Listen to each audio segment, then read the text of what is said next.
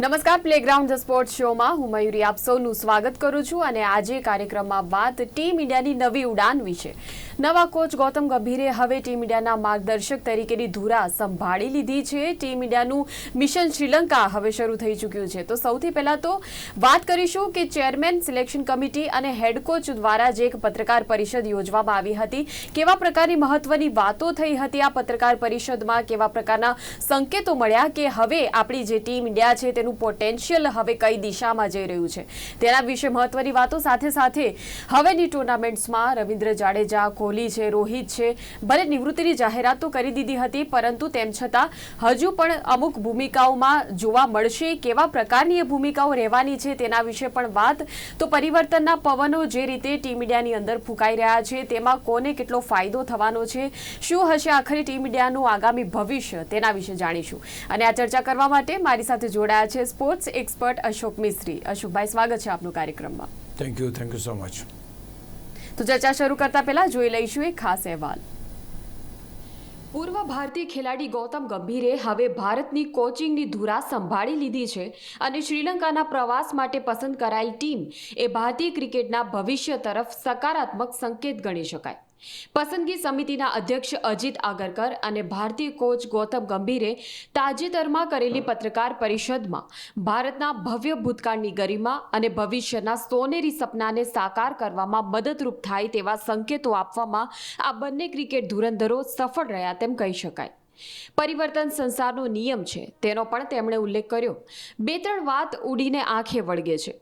ગૌતમ ગંભીર અને વિરાટ કોહલી વચ્ચેના તંગ સંબંધોનો ભારતીય ક્રિકેટના હિતમાં હવે અંત આવ્યો હોય તેવા સંકેતો મળી રહ્યા છે. એટલે જ રોહિત શર્મા અને વિરાટ કોહલી લાંબો સમય રમી શકે તે માટે સાનુકૂળ સંજોગો પણ ઊભા કરાવાયા છે. આગરકરે સ્પષ્ટતા કરી કે આ બંને ખેલાડીઓ 2027ના વર્લ્ડ કપમાં પણ રમી શકે છે.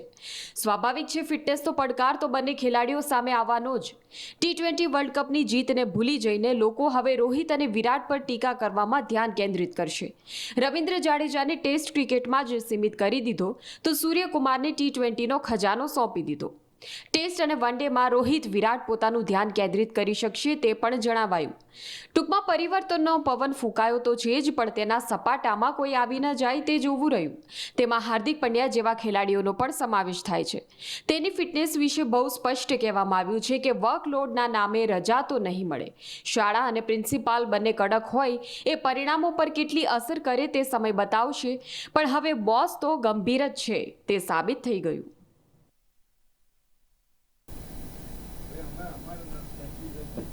તો એક નવી ઉડાન છે અને નવા કોચ સાથેની છે અને ટીમ ઇન્ડિયા શ્રીલંકા પહોંચી ચૂકી છે. અને શરૂઆતમાં પહેલો જ સવાલ અશોકભાઈ, કે ટીમ ઇન્ડિયા શ્રીલંકા પહોંચી ચૂકી છે, શું પ્રથમ પ્રતિભાવ આપશો? પહેલી વસ્તુ તો ટીમનું સિલેક્શન થયું ત્યારથી જ ઘણા બધા સવાલો ઘણા બધા લોકોના મનમાં હતા. It was right for Agarkar and Gautam Gambhir to clarify all those things. એક પ્રયત્ન કરવામાં આવ્યો કે કઈ રીતે ટીમ ઇન્ડિયાનું સિલેક્શન કરવામાં આવ્યું છે. એક નવો કોચ પોતાની રીતે ધાર્યા પરિણામો મેળવવા માટે એની શ્રેષ્ઠ ટીમ જ્યારે બનાવતો હોય તે વખતે એ જે કે એના ઉપર ભાર આપવામાં આવે એ ક્યાંક આ ટીમ સિલેક્શન ઉપરથી પ્રતીત થાય છે. Means his opinion has been considered at all levels. પસંદગી સમિતિને જે ફીડબેક મળ્યો એ ફીડબેક પ્રમાણે અથવા તો ગૌતમ ગંભીર સાથે વાતચીત કર્યા પછી આ ટીમની જાહેરાત કરવામાં આવી. એટલે ક્લિયર કોન્સેપ્ટ લેવામાં આવ્યો છે. ક્લિયર વાટાઘાટો પછી એક સારા પરિણામ માટે કયા ખેલાડીઓ કામમાં લાગી શકે છે, કોનું કેટલું પોટેન્શિયલ છે, કોણ કયા ફોર્મેટમાં કેટલું સારું કરી શકે છે, એ પ્રમાણે ક્યાંક દરેક ફોર્મેટમાં એક ક્ષમતા જોઈને ખેલાડીઓને સમાવવામાં આવે છે. અને સૌથી વિશેષ વાત એ પણ નથી કે ભાઈ આગરકરે બહુ સાચું કીધું પત્રકાર પરિષદમાં કે મારી પાસે 15 જણાની ટીમ બનાવવાની હોય અને ઘણા બધા ખેલાડીઓ હોય એસ્પિરન્ટ્સ, એમને તક ના પણ મળે તો એ સ્વાભાવિક છે. તો માનું છું કે એક બેલેન્સ ટીમ બનાવવાની કોશિશ કરી છે. કારણ કે ગૌતમ ગંભીર એ ત્રણેય ફોર્મેટના કોચ છે, ટેસ્ટ છે, વન ડે છે અને T20 છે.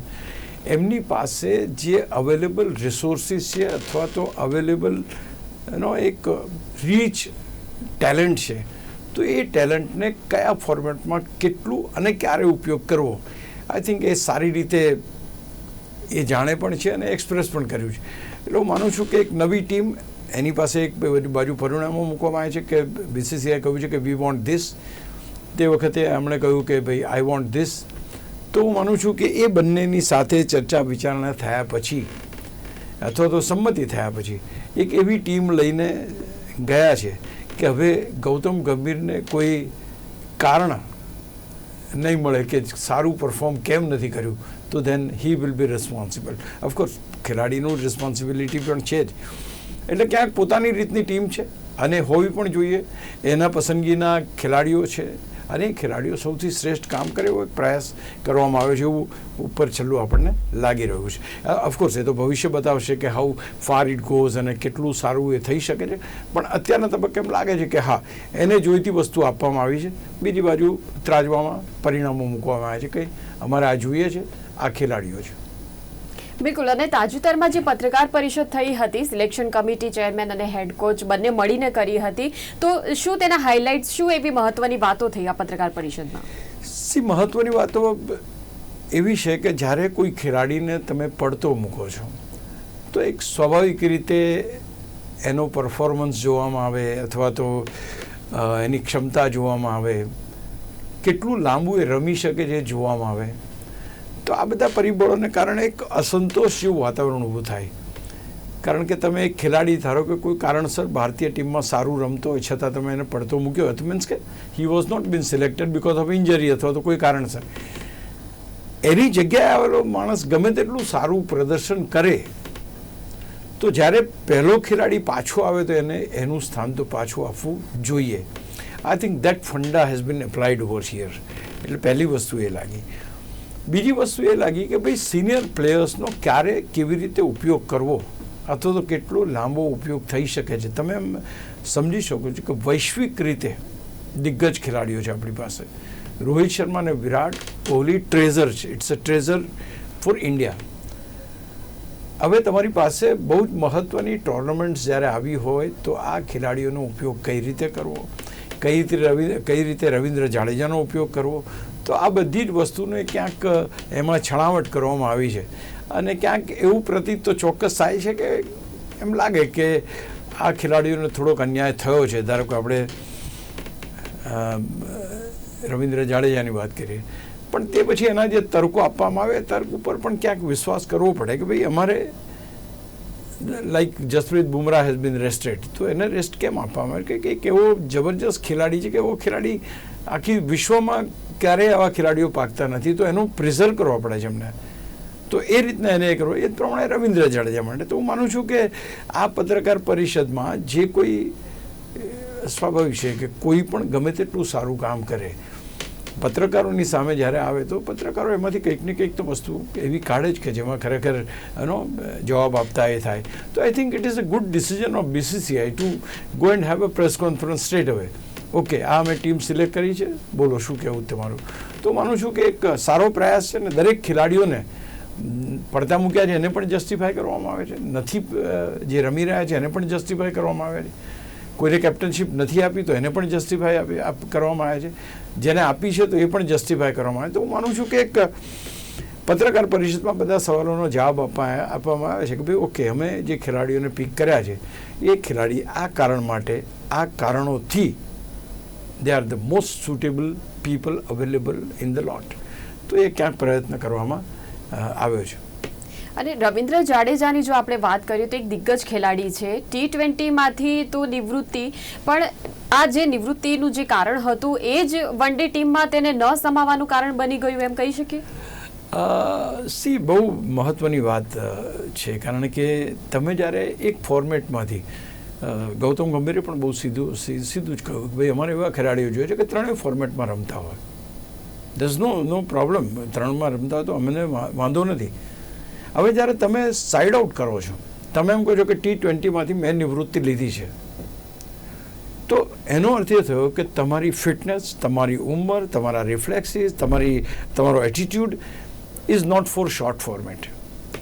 એટલે ત્યાં એક સંકેત જાય છે કે ભાઈ શોર્ટ ક્રિકેટ ટેસ્ટમાંથી હું નિવૃત્તિ લઉં છું, એટલે એ શોર્ટ ક્રિકેટમાં વન ડે પણ આવી જાય. એટલે અહીં આગળ રવિન્દ્ર જાડેજાનો સમાવેશ ના કરવાનો. અને બીજું એને બહુ સરસ કારણ આપ્યું મને પત્રકાર પરિષદમાં કે we said કે you can't play Akshar and Jadeja both in the same team for one day. Very valid reason. એટલે એ બંને ખેલાડીઓને જ્યારે તમારી પાસે એક ઉભરતો ખેલાડી હોય, સારું પ્રદર્શન કરતો ખેલાડી હોય, you know how he worked in T20 world cup. Akshar Patel કેટલો જબરદસ્ત પરફોર્મન્સ આપ્યો. એની સામે જાડેજાનો પરફોર્મન્સ નબળો રહ્યો, ઓબ્વિયસ. અને ત્યાર પછી એને જાહેરાત બી કરી રિટાયરમેન્ટની. તો એણે કહ્યું કે આ બે ખેલાડીઓને એક સાથે તો અમે રમાડી ના શકીએ. It is not possible. અથવા સ્થાન બનતું નથી, કાં તો લઈ જાય પણ પછી રમવાનું જ ના મળે એવું થાય. તો એ કહે છે કે અમારે એવા ખેલાડી જોઈએ કે જે રમી શકે. બીજું એણે એ કહ્યું કે 1 મહિનાનો વિશ્રામ છે આ સિરીઝ પછી, અને ત્યાર પછી there's a 9 test match coming up. It's a bunch of test matches. એક બહુ જ મોટો કાર્યક્રમ ઇંગ્લેન્ડ સામે, બાકી શ્રીલંકા સામે, તમે જુઓ બાંગ્લાદેશ સામે, there are plenty of cricket coming up. એટલે એમણે એમ પણ કહ્યું કે he is good for the long format, એટલે અમે એમાં એનો ઉપયોગ કરીશું. સો એમણે એ પણ ક્લેરિફાય કર્યું કે he is not been dropped. એને પડતા નથી મૂક્યા, એમને ખાલી સિલેક્ટ કરવામાં આવે. કહું કે ભાઈ he will be representing in test, Akshar Patel will be representing in ODI. અને બંનેમાં ખાસ કરીને both are allrounders, both are from Gujarat also, that also you can say. અને બંને જણાનું સાથે ટીમમાં રમવું એ શક્ય નથી, કારણ કે of similar nature, left arm bowlers, left arm batter. તો હું માનું છું કે નાસીપાસ થવાની જરૂર નથી. એમણે એ પણ કહ્યું કે નાસીપાસ થવાની જરૂર નથી. They always they are going to get the chances. તો લેટ્સ સી. પણ વન ડે એટલે ક્રિટિકલ બની ગઈ. What you say is correct કે ભાઈ, because he has taken off, એની નિવૃત્તિ લીધી એના T20માંથી, એટલે indirectly you are showing that you are not that good with white ball. So with the same ball one day cricket is also being played. એટલે એ પણ શોર્ટ ફોર્મેટ છે. તો કદાચ એવું કન્સિડર કરવામાં આવ્યું કે ભાઈ આપણે તો એવો ખેલાડી જોઈએ કે જે બંને ફોર્મેટમાં સારું રમી શકે. Akshar is the one who can do both, અથવા અધર 3 ફોર્મેટમાં રમી શકે. તો કદાચ એની પસંદગી. અને ટેસ્ટ મેચમાં as I said very correctly that he is going to be, અને 5 દિવસનું ક્રિકેટ રમવા માટે you require some solid people. It's not 20-20 ને 50-50 નથી. You have to sweat hard on the ground for 5 days. It's very difficult. તો માનું છું કે એ પર્ટિક્યુલર ટફ ક્રિકેટમાં I think he will be taken into the team and he will be getting a better result out of it. અને શુભમન ગિલને ખાસ focus કરવામાં આવી રહ્યું છે તેના પર આ વખતે એવું લાગી રહ્યું છે. ભવિષ્યના કેપ્ટન તરીકે પ્રોજેક્ટ કરાઈ રહ્યો છે. તો આખરે આપણે જોવા જઈએ તો આમ શુભમન ગિલની ક્ષમતાઓ શું છે? સી, પહેલી વસ્તુ તો છે કે તમારી પાસે એક બહુ જ મોટો શૂન્યાવકાશ આવી રહ્યો છે. તમારી પાસે દિગ્ગજ ખેલાડીઓ નિવૃત્ત થઈ રહ્યા છે. There are 2 dynamic and world fame batters are going out now from T20. પહેલી વસ્તુ. Gradually they'll be out even for one day, even for test. તો તમારી પાસે એક એવો ખેલાડી હોવો જોઈએ કે જે 3 ફોર્મેટમાં રમી શકે. That's number 1. Gill has got a capacity of playing in 3 formats. He went as a captain to Zimbabwe, he has proved himself and he has won the series. Shubman Gill જેટલી સાહજિકતાથી એ T20 રમે છે, એટલી જ સાહજિકતાથી એ વન ડે રમે છે, એટલું સારું test match રમી શકે છે. જ્યારે તમારે મજબૂત માણસો, દિગ્ગજ ખેલાડીઓ જઈ રહ્યા છે, તે વખતે આજે નહીં પણ 1-2 વર્ષની અંદર આ ઘટનાઓ જ્યારે ઘટે ત્યારે તમે શોક ના થાવ કે હવે આનું રિપ્લેસમેન્ટ કોણ. એના માટે એને 3 ફોર્મેટના ખેલાડી તરીકે પ્રોજેક્ટ કરવામાં આવ્યો છે. It is one thing is very clear that future one day અને ટેસ્ટ અને T20 આ બધા ફોર્મેટની અંદર Shubman Gill is going to be there. તમને ખ્યાલ હોય તો અત્યારે પણ T20 અને વન ડે આ બંનેમાં એને વાઇસ કેપ્ટન બનાવવામાં આવ્યો છે with a clear cut instruction. Yes, we are looking at Gill as a long time player. લાંબુ રમે છે, પોતાની શારીરિક ક્ષમતા જાળવી રાખે છે, પોતાની ફિટનેસ ઉપર ધ્યાન આપે છે, રન્સ બનાવે છે, 3 ફોર્મેટમાં સારો રેકોર્ડ ધરાવે છે. અને બીજી સૌથી અગત્યની વાત અગર કરીએ એ કીધી કે ભાઈ ઇવન ગંભીર કે ભાઈ he has got something to learn from the people who are walking out, no? હવે ધીમે રહીને ધારો કે 2 વર્ષમાં તમારી પાસે રોહિત શર્મા જશે અથવા તો તમારી પાસે વિરાટ કોહલી જશે, તો he can learn the ingredient of captainship from these people, you know. It's very important. You may be a good batter, you may be a good bowler, but to be a good captain you need to see who gets the success and what does he do. એ શું કરે છે તો એને સફળતા મળે છે. કઈ એવી માઇન્યુટ વસ્તુ કરે, ખેલાડીઓ તો એના એ જ છે. એક કોચ જીતાડે છે, બીજા કોચની અંદર નથી જીતી શકતી ટીમ, કારણ શું? તો આ બધી વસ્તુને શીખવાની વાત છે કે કયા સંજોગોમાં કેવા નિર્ણયો લે છે, ફિલ્ડ ઉપર કેટલી એની એનર્જી કેટલી હોય છે. આ બધી વસ્તુ માટે I think Shubman Gill has been taken for a longer time, અને 3 ફોર્મેટ માટેના ખેલાડી તરીકે લોકો પ્રોજેક્ટ કરે છે. બિલકુલ. અને આ વખતે ખેલાડીઓના જે રોલ અને ફોર્મેટ છે ડિફાઇન કરવામાં આવ્યા છે તેમ કહી શકાય, કેમકે ટેસ્ટ છે, વન ડે અને T20 ત્રણેયમાં અલાયદા માપદંડો જોવા મળી રહ્યા છે. સી, આ એક સારો સવાલ એટલા માટે છે કે તમે આજે ફ્યુચરમાં એમ વિચારો કે મારે 3 ટીમ કરવી છે, તો તમે અત્યારથી ડિસ્ટિંગ્વિશ કરો that who can be very good in T20, who can be the best in one day and who can be best in the test team. Of course એને ના પાડી કે આવી કોઈ શક્યતા નથી, પણ અહીંયા તમે જુઓ T20માં સૂર્યકુમાર યાદવને સમાવવામાં આવે છે, કેપ્ટન પણ બનાવ્યો, પણ વન ડેની ટીમમાં એનો સમાવેશ નથી કરવામાં આવ્યો. So the players have been identified. Jaiswal only T20માં લેવાયો છે, રિંકુ સિંહ ઓનલી T20માં લેવાયો છે, પરાગ બંનેમાં, because is a good bowler also, પંતને બંનેમાં લેવામાં આવ્યો છે, સેમસનને કહેવામાં આવ્યું છે કે ભાઈ હજુ એને મહેનત કરવી પડશે, હાર્દિકને બંનેમાં લેવામાં આવ્યો છે, દુબેને બંનેમાં લેવામાં આવ્યો છે, Akshar Patel again he has been taken only for T20, not for one day. પછી તમારી પાસે સુંદર છે, પછી બિશ્નોઈ છે. તો they have made it distinction over here કે આમને આ ફોર્મેટમાં પકવા દો, થોડા પાકે, ત્યાર પછી એના ફ્રૂટ્સ એના જોવા મળશે. તો અમુક જ ફોર્મેટ, આજે તમે સૂર્યકુમાર જેવો ધુરંધર બેટર નથી રમતો વન ડે, એટલે તો હું માનું છું કે ઇટ ઇઝ ડિફાઇન કે he is a T20 player, Jaiswal is T20 player. તો દે આર બીન સ્ટેમ્પ્ડ નાઉ અને they will have to play that way. તો આ એક વસ્તુ એક સારી પણ છે. એટ ધ સેમ ટાઈમ તમે એક લિમિટેડ ફોર્મેટ ઉપર હો, you can focus well and do the work. તમે 3 ફોર્મેટ હોય તો તમે એક T20 રમ્યા પછી તમને ખબર છે કે વન ડે રમવાનું છે, ત્યાં અલગ પ્રકારનું એ જોશે, ટેસ્ટ મેચ માટે અલગ પ્રકારનો ટેમ્પો જોઈશે. સો આ ત્રણેય એક સાથે ભેગું કરવું શક્ય ના બને.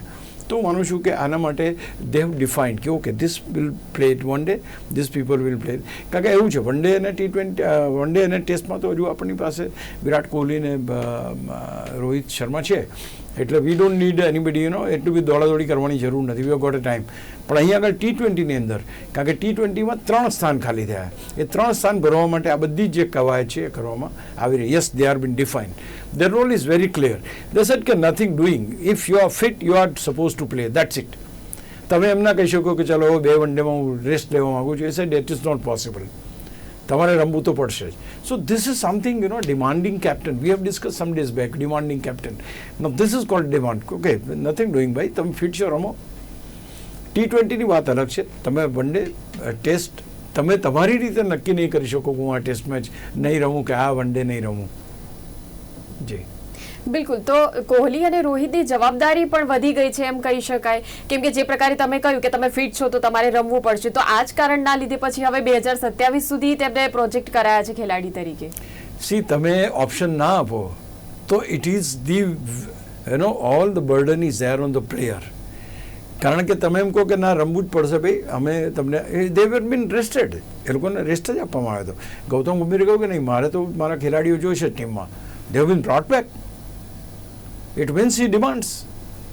તો અહીં આગળ જ્યારે એક ડિમાન્ડ કરીને એ ખેલાડીઓને ટીમમાં લાવી શકતો હોય તો he will demand performance.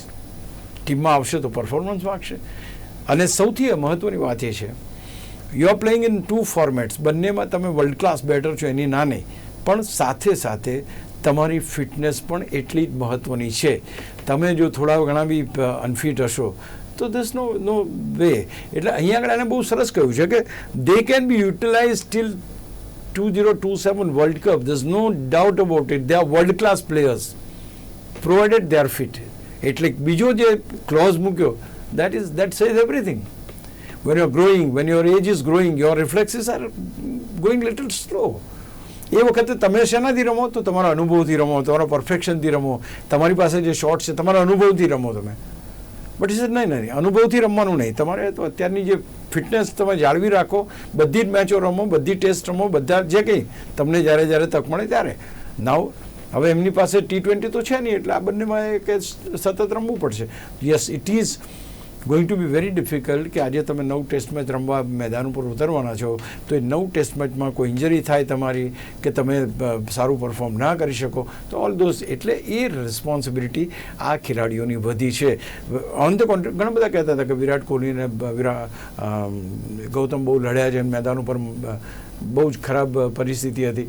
It's nothing doing. We are not on those lines. હવે માત્ર ને માત્ર વી આર જસ્ટ ટાર્ગેટિંગ કે ભાઈ કેવી રીતના સારું પરફોર્મન્સ આવી શકે.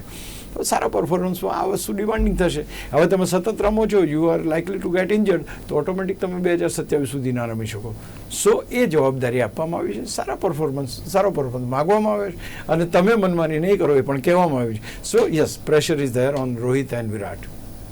બિલકુલ. અને અહીં એક બીજી એક ખાસ સવાલ તો એ પૂછ્યું તમને કે કેપ્ટનનો ડ્રેસિંગ રૂમમાં જે ફીડબેક મળે, આ બંનેના સમન્વયનો શું નિષ્કર્ષ કાઢી શકાય? This is a very good question, because it has been seen many a times.